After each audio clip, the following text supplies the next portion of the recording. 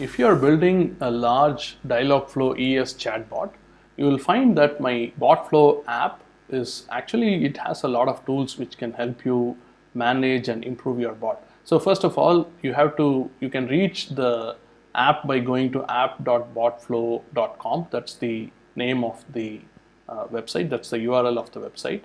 And the first tool that I want to talk about is this tool called Auto Train.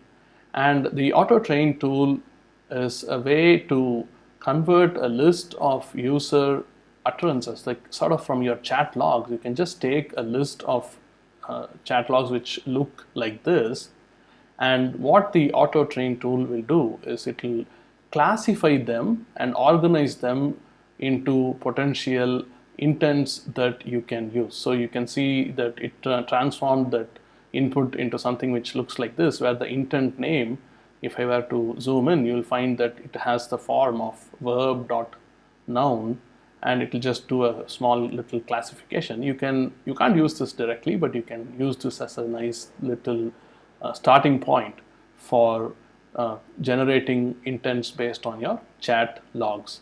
Another tool that I have is the CSV to zip file converter, and this one is, you can start by defining all your intent training phrases inside a spreadsheet, and then you can use this tool, and then you can just click on it and it will convert it into the Dialogflow agent zip file corresponding to whatever training phrases you had in your spreadsheet. Now you have to make sure that the spreadsheet is in a specific format. It has to have, the first column should be the intent ID, and then the second column has to be the intent name, and things like that. And as long as your format is correct, you will find that it is generating your agent zip file.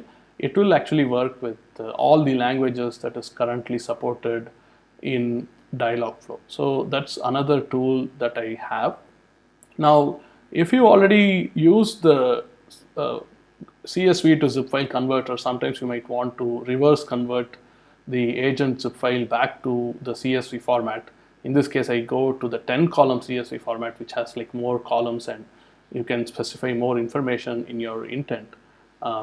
The thing here is, now that you have learned about not using the one-click training feature, this is probably not going to be something that I would recommend, but I just want to point out that this is one way to do it. Okay, and then this search tool will be very handy if your agent is very large and you are looking for some very specific information. And the best feature of the search across your agent zip file tool is that it allows you to do advanced Boolean search. And what I mean by that is, you can search for example, you can search for an intent where the training phrase contains a certain word and the input context is a certain value. You can do Boolean searches like that, and that would, if you ever need to do a big search on your agent, you know that it will take a long time if you have to do it manually, and this can cut down a lot of effort on your part. Okay, so that's the search tool. And if you go to the other, there's another very useful tool, and this is the one where you can take the history that you get and you can convert it into the CSV format. So what you can do is, you go log into your Dialogflow agent and you will be able to get the history view as a JSON. I have an article explaining how to do that, and if you had to actually click on this tutorial, you'll find that you click through to this article, and I have this long article which explains like how to get the history JSON, and then you can just paste it into my tool and it will convert it into a CSV format. So why does it matter? It matters because you can take this CSV format, you can mark your true positives and true negatives, and you can use that as the basis for starting with your conversation testing, right? So that's one more tool that I have.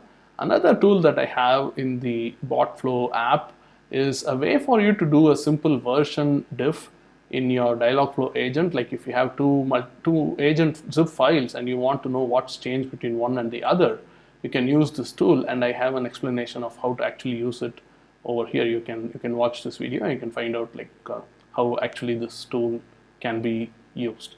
So these are some tools that I already have in my BotFlo app, and I'm planning to add more to help people manage large Dialogflow chatbots. So with this and with the what you've learned in this video series till now, you should be able to follow the process that I explained, and you should be able to manage your Dialogflow agent, even the large Dialogflow agent, fairly easily.